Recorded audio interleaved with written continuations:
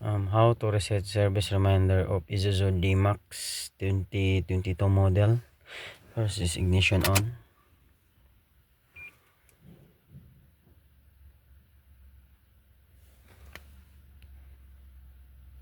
And then these three button you press only three. First is this one, this side, click, go to settings, then the center, press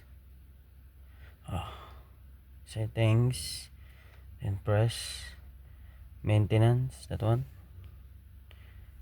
maintenance, then click, press engine oil, press on, good, 15,000 kilometers distance, 1 year, okay, confirm, good, and back to e-trip. All goods. Thank you. Please subscribe to my YouTube channel. Thank you guys.